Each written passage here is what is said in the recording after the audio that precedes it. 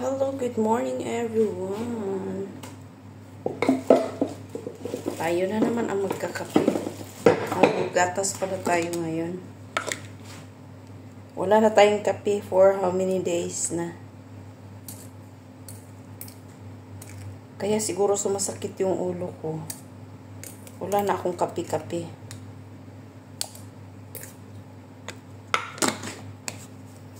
Try to be healthy na tayo. Healthy ang body. Ayan, may tinapay tayo na binili kahapon. So, yun ang kakainin natin. Yung amo ko, kinain niya yung hopya na pasalubong ko sa kanya. Hopyang ubi, tas hopyang, ano yun, sa beans, munggo. Hopya, munggo. Wala silang stocks ng original na flavor. Yun ang gusto ko.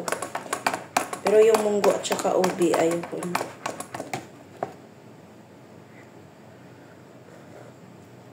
Ngayon daw ang schedule ng ng check-up ng ngipin ko. Pupunta sila dito mamaya. Mga alas 6 siguro, mga 6 something, 6:30. Para sunduin ako. Ayan.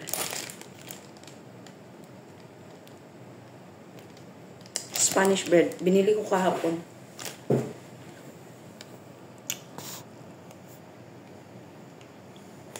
Ayan, kain tayo.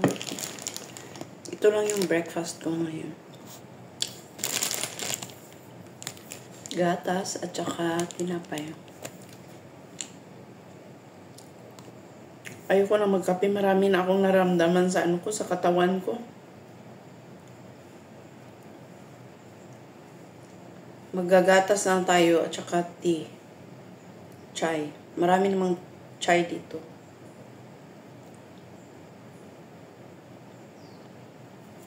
Ayan, see you again mamaya. Ayan, hello, good afternoon guys. Ang aking damit ay lukot-lukot. Kumakain ako ngayon. Madali ang kain to.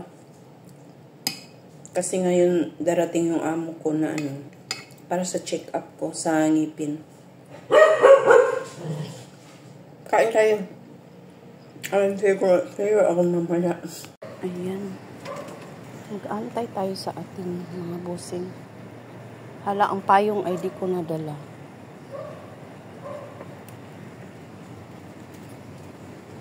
You're coming na ba? Ah, okay. Dito pala sila sa car park.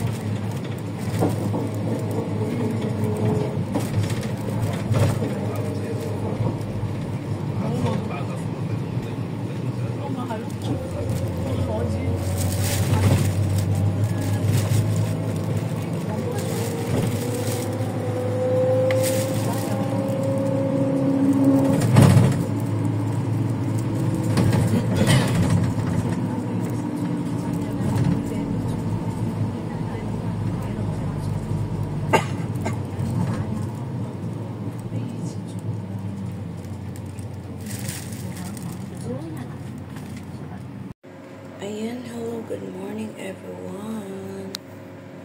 Masama ang ating pakiramdam ngayon. Binunutan ako ng ngipin kahapon. Sobrang sakit talaga. Kakain ako ng almusal. Makainom ako ng gamot. Sobrang sakit talaga. Ayoko na talaga magpabunot dito. Tapos sobrang mahal ng Akalain mo ba naman 2,000, 3,000 siya, pero parang may less na nagiging 2,750. Super mahal. Super mahal pala ang bunot dito. 1,008. Ayan, kakain tayo.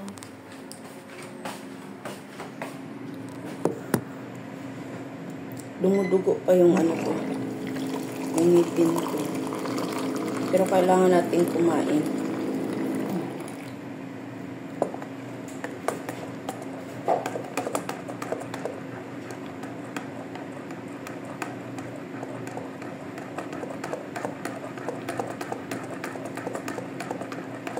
Ayan, see you again mamaya.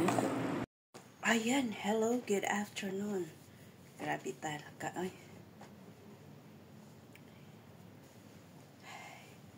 Nakakapagod ulit trabaho.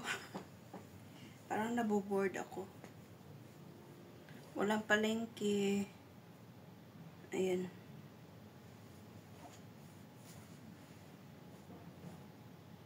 Lalabas kasi yung mga amo ko, doon sila kakain kasi parang may mga sila, friend. Yung amo ko na lalaki, ewan ko kung anong schedule niya. Dalawa ang damit na ginamit niya ngayon. Nagdala siya ng extra na damit para panglabas. So, ayun. Ako lang mag-isa mamaya. Ewan ko kung anong kakainin ko mamaya.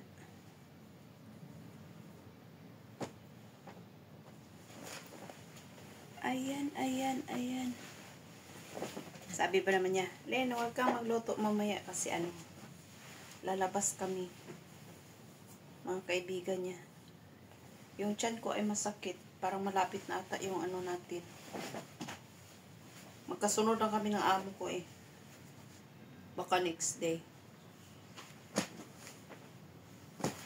Mainit siya na wala namang init. Umuulan siya. Hindi naman siya ulan na as in ulan. Kunti lang. Para basa-basa lang sa Ay, nakakaantok. Oh, excuse me. Naantok ako.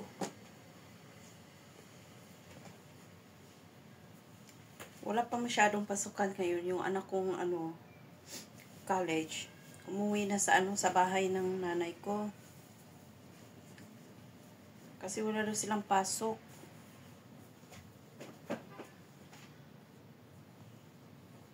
Tapos yung bunso ko naman andun sa kapatid ko, baka bukas sila uuwi doon sa doon sa amin.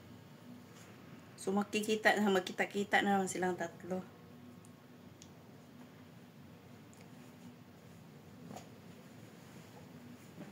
Ayun, nakakaawa ba silang tatlo na magkakahiwalay.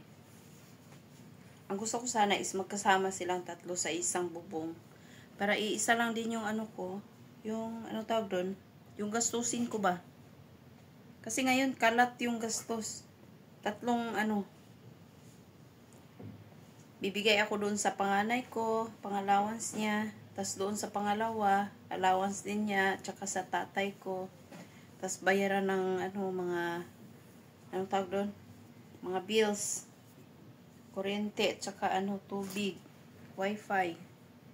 Tas sa bunso ko naman, alangan naman di ko bibigyan yun. Kasi nasa kapatid kong babae, bunso namin. May allowance din siya. Sabi ko, mahirap talaga magkahiwalay ang mga anak. Mahirapan ka sa pag-budget ng nila. Okay na yung iisa sila ng bubong para iisa lang din yung gastos ba. Isa lang yung babayaran mo. Tapos magbibigay-bigay na lang ako sa tatay ko ng pang niya din. Wala na daw siyang pera. Kawawa naman yung matanda. Ando sa kanya yung anak kong lalaki. Kasi ang binigay lang ng kapatid ko is pang allowance lang na pang araw-araw. Parang 600 lang ata yun. A week for 1 week. 600 is for 1 month ata yun. Kasi 30 pesos lang yung ano niya, yung baon niya everyday. Pangbaon niya lang. Iba yung sa ano, sa pang-ulam. Kasi may bigas naman sila. Ayan. Tapos yung sa anak ko namang, ano, panganay, yung boarding house niya, ang mahal ng boarding house niya ngayon. 2,500. Tapos, iba pa yung ano, kuryente at saka tubig niya. Ewan ko lang kung ano lahat. Nagbayad na sila ng 2,000 na isang buwan. Ewan ko kung next month, kung doon pa siya magstay. Kasi plano niya, uwian siya doon sa bahay ng kapatid kong babae. Pero titignan pa kung anong desisyon. Kasi pabago-bago yung desisyon niya. Parang wala pa siya talagang ano, wala pa siyang sakto na desisyon sa ano niya, sa buhay niya ngayon. Antayin na lang natin kung anong magiging desisyon niya. Kasi parang nagustuhan niya na yung course niya ngayon. Medyo lang daw, sabi niya. Medyo okay daw. So, we'll see. Kung anong mga ano niya. Mga pagbabago sa kanyang pag-aaral. Kasi gusto niya doon sa university, hindi siya nakapasok. Hindi siya naimilan. Ewan ko kung bumagsak siya sa exam or ewan ko lang kung anong conflict nila. Kasi di naman nagsasabi. Parang feeling ko kasi may ano siya, entrance exam siya. Hindi siguro nakapasa yung ano niya, yung score niya sa kukunin niyang course. Ayun. Kaya napunta siya dyan sa ano, sa STI na school. Yun talaga mga kabataan ngayon. Siya talaga is wala siyang ano ba, wala siyang saktong ano ngayon, decision. Parang nag-aano lang siya, go in the flow lang. Hindi siya talaga prepared sa kanyang kukunin na course. So, sinabihan ko na siya noon, sabi ko magplano ka kung anong gusto mo, mga ganyan-ganyan. Wala talaga. Saka pa nagmamadali na malapit na 1 week before the school na. So, ayan. We'll see again on my next video. Ayan, ingat po tayo lagi and God bless us all.